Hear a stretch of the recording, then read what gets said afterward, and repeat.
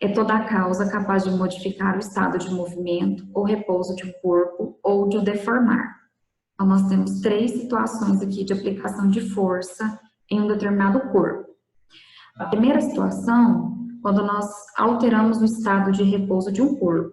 Então, nós temos aqui um cachorro, ele está parado, e possivelmente o dono dele está puxando, né, esse cachorrinho por uma corda.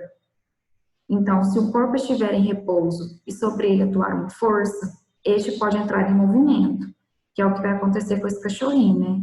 A partir do momento que o dono está puxando ele está parado, ele vai começar a se movimentar. Então, ele vai sair do estado de repouso e vai para o estado de movimento. A segunda situação, quando nós alteramos o estado de movimento de um corpo. Então, aqui, se um corpo já estiver em movimento e sobre ele atuar uma força, o valor da sua velocidade pode aumentar ou diminuir. Nesse caso aqui, o cachorro estava caminhando, ele estava em movimento. Ele se deparou com outro cachorro, então o dono ele puxou o cachorro para trás, ele fez uma força com o cachorrinho para trás. Então ele impediu que o cachorrinho se movimentasse. Então, isso quer dizer que a velocidade desse cachorro diminuiu, né? Que ele foi andando e do nada foi puxado, né? Até chegar ao estado de repouso, até ele parar. E o terceiro, quando causa deformação nos corpos. Então, quando os materiais de que são feitos os corpos não resistem à ação da força, sofrem deformação. No caso aqui, uma colisão de automóveis, né? Onde eles têm aí uma força sendo aplicada em cada um dos automóveis, eles estão ali, né, se colidindo de frente, e o material que esse automóvel é feito não resiste à força de impacto, né? Então, causa essa deformação. Então, o que é a força resultante? A força é uma grandeza vetorial. Por que a força é uma grandeza vetorial? Porque ela possui módulo, direção e sentido. Então, coloquei para vocês aqui um exemplo. Módulo, 3 newtons. Newton é a unidade de força, tá? Dentro do sistema internacional. Então, esse módulo 3 newtons quer dizer que o valor da força, 3 newtons. A direção, horizontal. Ou também poderia ser aqui, vertical. E o sentido, para a direita.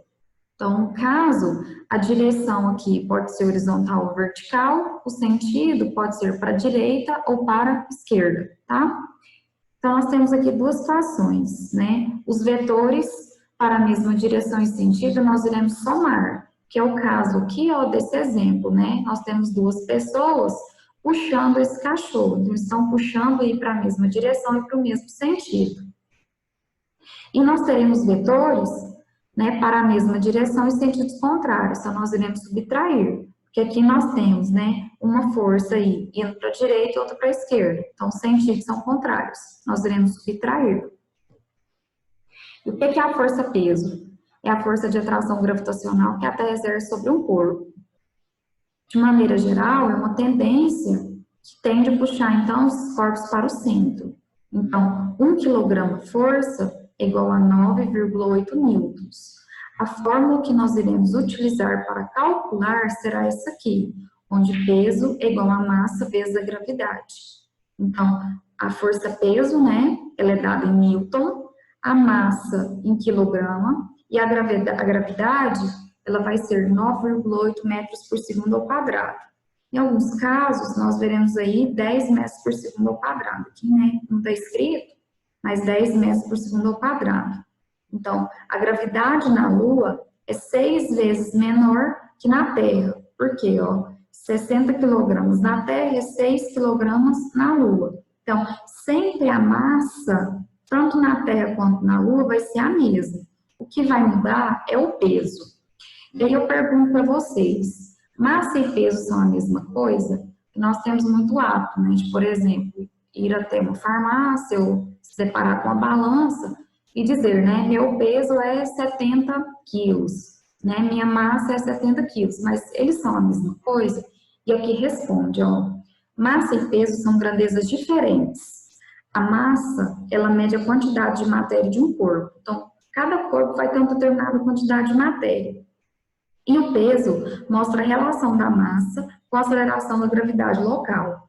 Então, portanto, se você for até Marte ou a Lua, seja lá onde for, você supostamente estará com menos peso devido à gravidade local. Então, vai depender muito do lugar, né? Em qual local você está, porque o valor da gravidade varia. Mas a massa vai continuar a mesma, sem sombra de dúvidas, né? Então, foi o que eu coloquei para você, isso aqui. Quando subimos numa balança, costumamos dizer que vamos nos pesar. Mas balanças, por definição, medem massa, tá? Então, o correto é você subir em uma balança e comentar que, por exemplo, seu peso aí é 70, né? Mas isso é só massa, não é peso. Então, o certo é medir a massa. O que é a força normal? Então, a força normal, ela também pode ser chamada de força de apoio. Então, é um tipo de força de contato exercida sobre o corpo que está sob uma superfície. Então, um exemplo, aqui nós temos uma mesa, nós temos aí, né, um recipiente. E por que nós temos a força normal sendo aplicada? Ela está sendo aplicada nessa direção aqui, enquanto a força-peso está puxando esse material para o centro da Terra. O que a gente percebe aqui, ó? Eles são perpendiculares, né? Um está para cima e o outro está para baixo. Então, a força normal, ela é perpendicular à superfície de contato, né? Que é onde esse material se mantém apoiado.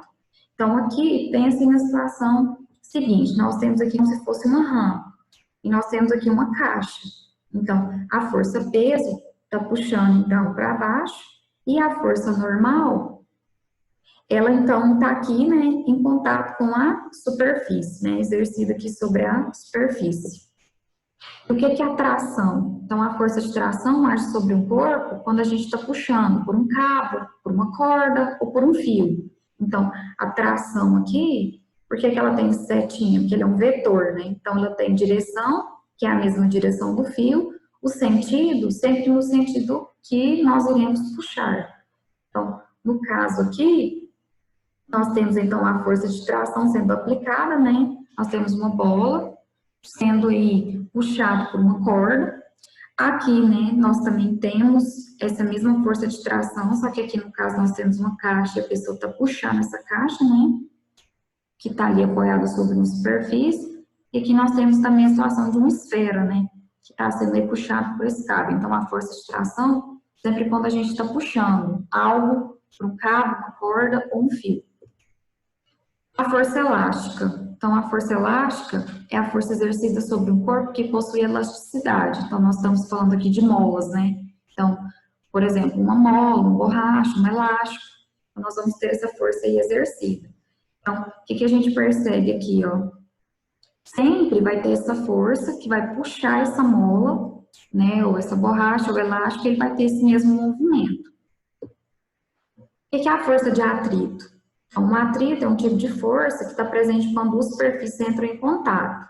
Então, é uma força que se opõe ao movimento. Por que vai se opor ao movimento? Porque eu tenho uma superfície aí, né, nesse caso aqui, eu tenho a superfície, eu tenho uma caixa. Então, eu tenho a força-peso, que está puxando ele para baixo, e eu estou aplicando uma força, né, nessa caixa para empurrar.